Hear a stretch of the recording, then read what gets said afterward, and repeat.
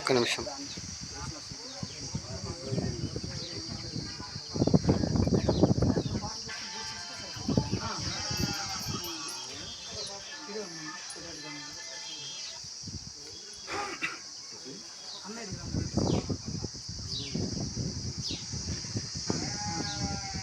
ఐకమత్యంతో ఈ కార్యక్రమం చేయాలని చెప్పేసి అని కృతనిశ్చయంతో నిర్ణయం తీసుకోవడం జరిగినది.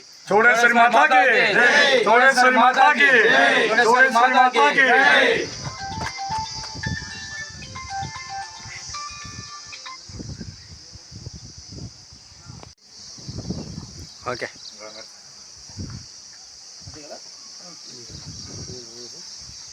ఇక్కడ నుంచి మొదలు పెట్టండి. ఫస్ట్ మన ఏరియా నుంచి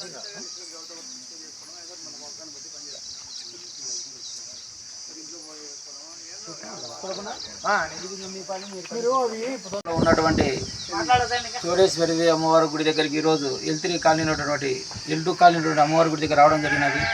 ఎందువలనంటే ఈరోజు ఇక్కడ గుడి దగ్గర అమ్మవారి దగ్గర రావడం ఎందువలనంటే ఈ నెల 12వ తారీఖు శ్రీ చోడేశ్వరి అమ్మవారి పుట్టినరోజు కార్యక్రమం జయప్రదంగా చేయాలని చెప్పేసి ఈ కమిటీ వాళ్ళ దగ్గరికి రావడం చెప్పడం జరుగుతూ ఉంది.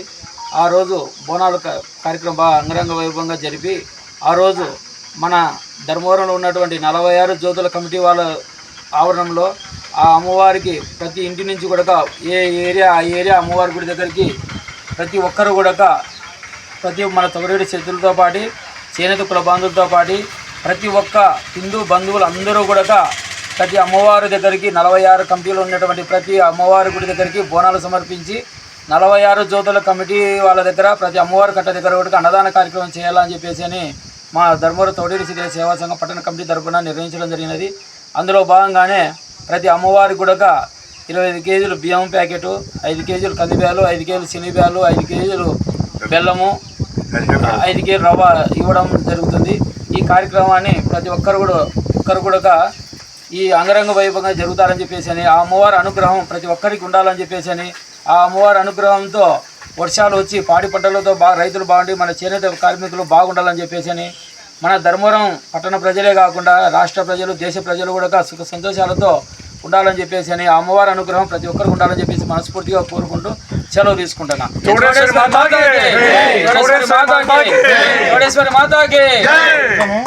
జనాభా ఎంతమంది ఉంటారు వార్డు? ప్రతి ఒక్క కమిటీ దగ్గర కూడా దాదాపుగా ఒక 1000 మందికి అంటే దాదాపుగా 46 కమిటీలు ఉన్నాయి.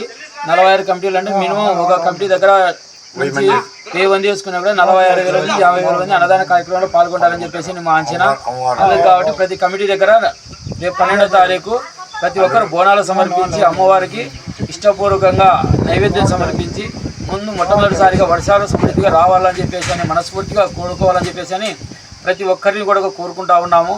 ఈ మన ధర్మవరం పట్టణ ప్రజలకు కాకుండా రాష్ట్ర ప్రజలకు కూడా ఈ పండుగ బోనాల పండుగ అని చెప్పేసి అని ప్రతి ఒక్కరు కూడా నిర్వహించుకుంటారు. మా తొగరేడు చేతులతో పాటు అందరూ కులస్తులందరం కలిసిమెలిసిగా ఈ కార్యక్రమం చేసుకుంటామని చెప్పేసి అని తెలుపుతూ ఉన్నాను.